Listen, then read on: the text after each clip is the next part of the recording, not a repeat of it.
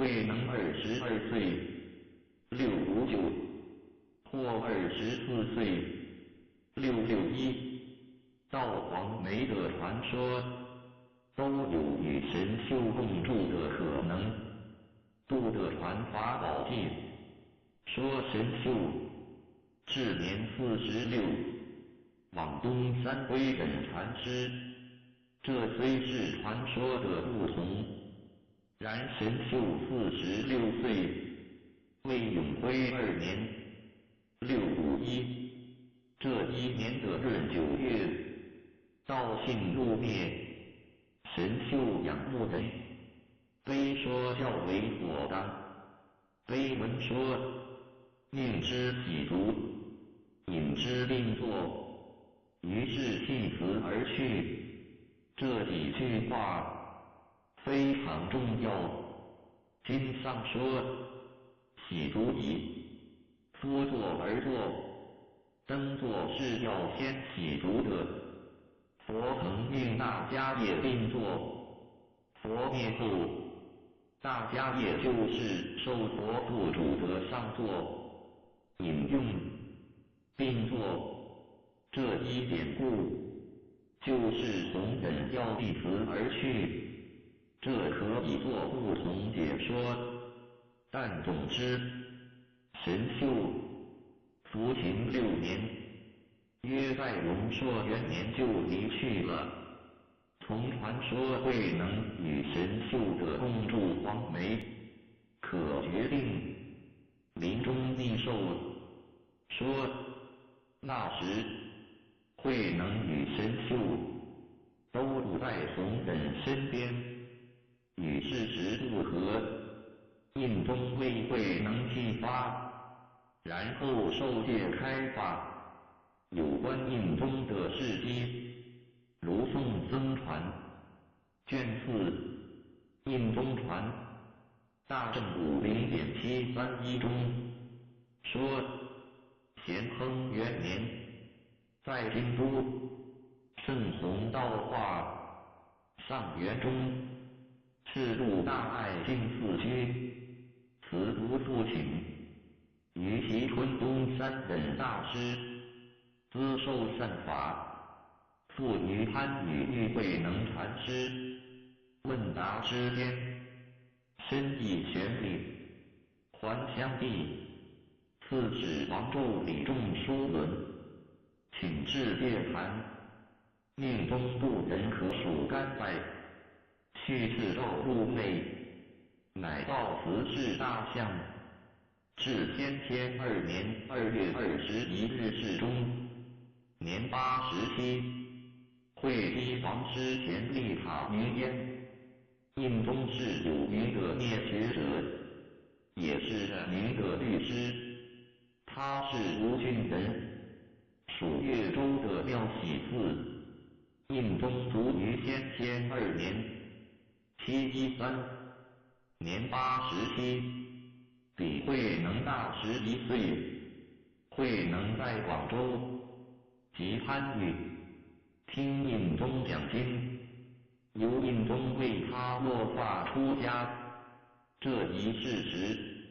被传说为仪凤元年676，然依僧传，应该是依据王师前碑文的所说，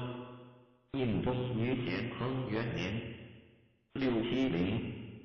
到京都长安，引入大爱净寺还在京都，是明确的事实。接着，宋僧传说印宗3里弘忍，又到广州见慧能，见弘忍，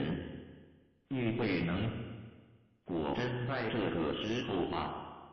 上元是唐高宗的年号，是咸亨5年674 8月改元的，到上元3年11月才改为仪凤元年676，所以仪凤元年正月15日落发，实际是上元3年。印宗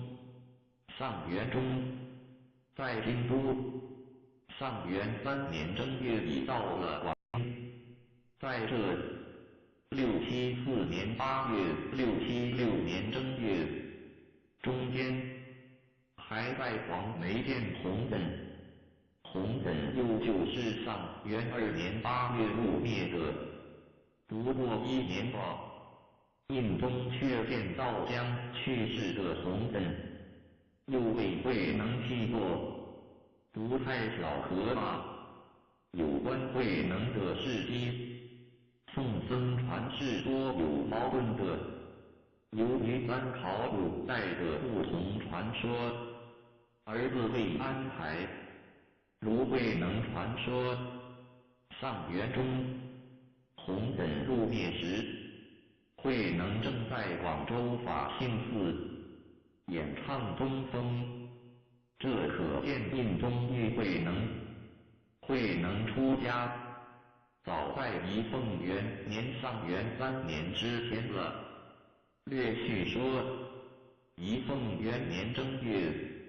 印宗为慧能落发。2月15日，慧能受具足戒。那年，印宗应为50岁，为时印宗为慧能落发，而没有担任受戒的30多正尊了。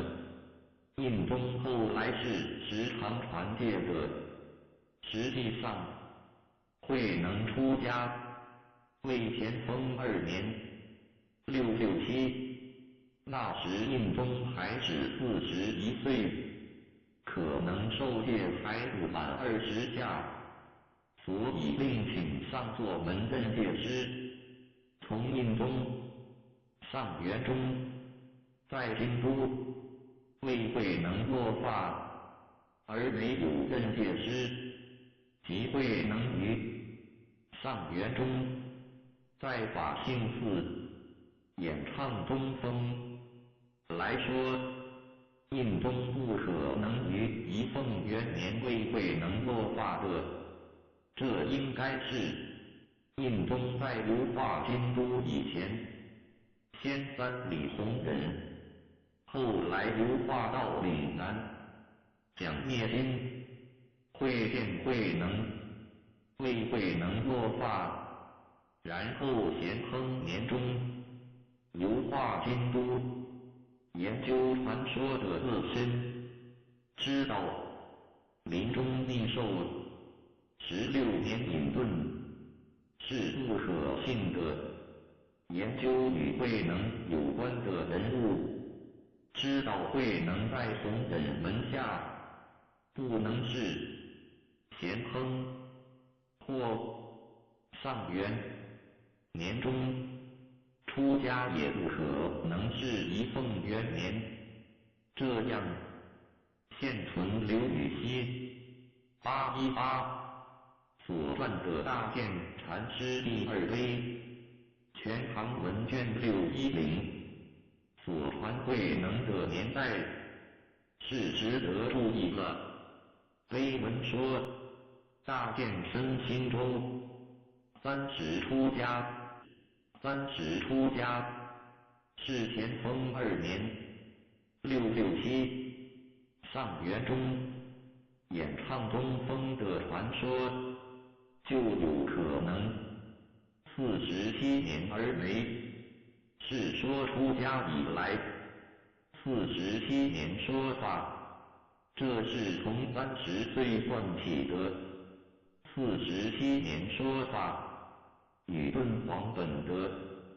40余年，神会语录历代法宝记的40余年说相合。出家以前，慧能曾有过3年，其实是5年的隐遁，有过一段时间的隐遁，是从来一致的传说。在以前，就是李建弘忍得法的年间，这就是24岁龙朔元年。这一年，与神秀同在弘忍门下，也与传说的六祖坠妖时，上刻龙朔元年字样相合。刘禹锡所传的慧能年代，与《坛经》及神会的原始说相近，所说相合，也与事实相合。比之，临终逆寿，隐遁16年，仪凤元年出家，要合理得多。所以慧能一生的年代是贞观12年638，慧能生1岁，龙朔元年661，去皇梅里如祖24岁，龙朔2年662，启隐居5年25至29岁，咸丰元年666，在广州出家30岁，先天2年713，慧能入灭76岁，上来除《坛经》的古说而外，都是合德门下的不同传说。等到洪州时候，门下兴盛起来，对慧能的事迹，结合了《坛经》与别传年代方面的话与出家的年代，大抵依别传而多少修正，也是无法统一的。如宋僧传略去了明确的年代，传灯录卷5，以为慧能的李建如祖是咸亨2年671，出家在仪凤元年676，传法正宗记卷5也说仪凤元年出家，而从弘忍得法是咸亨中5祖传，又说32岁6祖传，那又是总章2年669了。依据合德门下的传说而多少修正改编，想来宝林传已经如此了。